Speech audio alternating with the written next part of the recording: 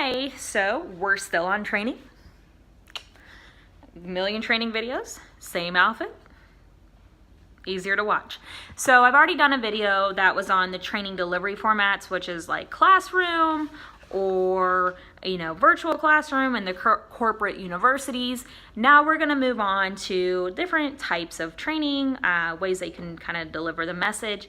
So we're going to talk about e-learning, computer-based training, skills training, on-the-job training, and internships, job rotation, apprenticeships. That actually all falls under skills training. That's what we're gonna go over, so get excited. Yeah, see, excited. So we've got our e-learning. This is internet, virtual. Pretty sure you've probably done it at some point. Employees are able to log onto a computer and an access point and participate in a training program at their own pace on their own schedule. So that's definitely a benefit. It's more cost effective too. So there are two types of e-learning. I don't know the way I want to say this. But anyway, e-learning can either be synchronous or asynchronous. So synchronous learning is when training participants interact together in real time. And then asynchronous learning is when a training participant access information at different times and maybe even different places. So that's pros and cons. Is if you hear those terms, that's what it means. There are also differences in adult learning and the e-learning classroom. So the following are some pointers to keep in mind when you're conducting e-learning training. You have screens need to be designed with the attention to adult learning cognition and retention principles. Big words, right? No.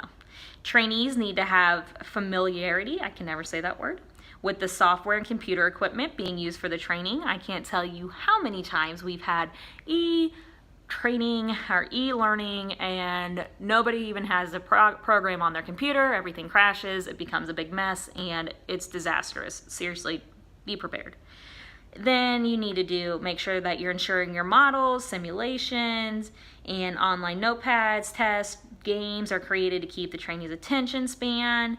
Then your font sizes and colors. As a communication major, that's something that bothers me a lot. Don't be so distracting. Like, seriously, keep it simple, keep it clean, make it easy to read. Then you have your online and telephone support during the training sessions. You got it? A lot of them, if you actually go through now, have like a little chat bar while people are doing their e-learning, and you can have questions, just things to consider. And then the language barriers and other cultural considerations for diversity need.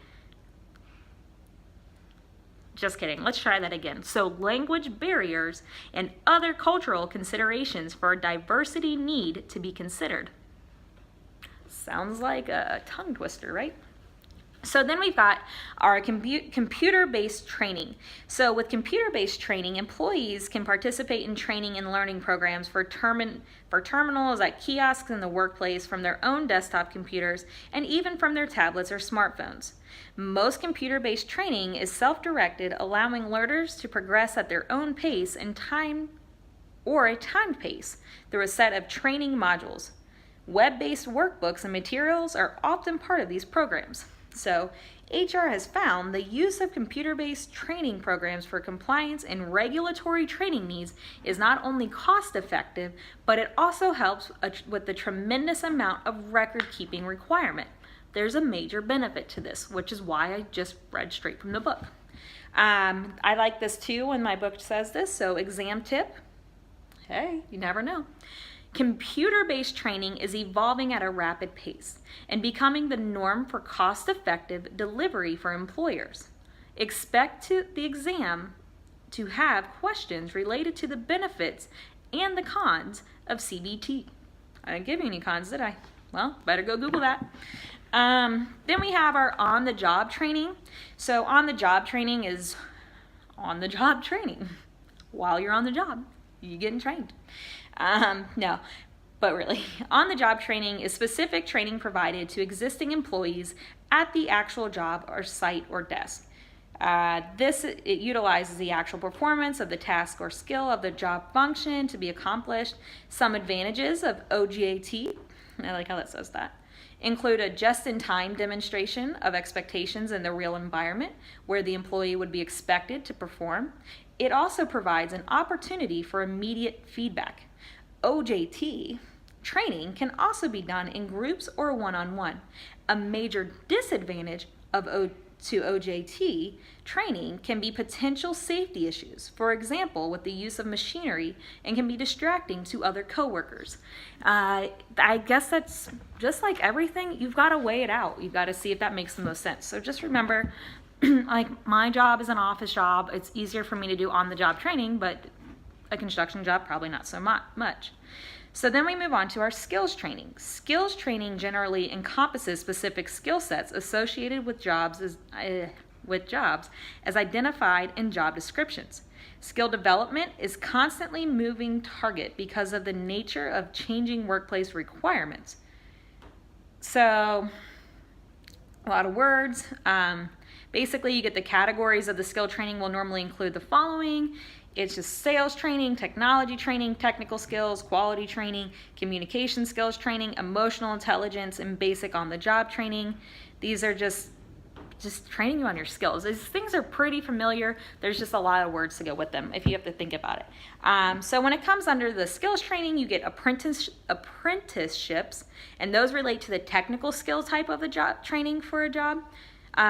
It's more specific, and then you get unions and employer groups will have apprenticeship programs with a set of standards that include on-the-job training period for some form of learning curriculum that may include classroom instruction and specific operating procedures with timelines. That was a lot, I'm sorry. Then we have our internships, which is what a lot of kids in college get. If you're in college, you've had an internship, and those are programs that normally are designed to give students who are in a course of professional studies an opportunity to gain real-time experience in their chosen professional career prior to earning the degree or certification. Pretty easy. Then job rotation, which is something I wish so desperately I'd had the opportunity to do in my life, is job rotation. Rotation is the shifting of an employee between different jobs.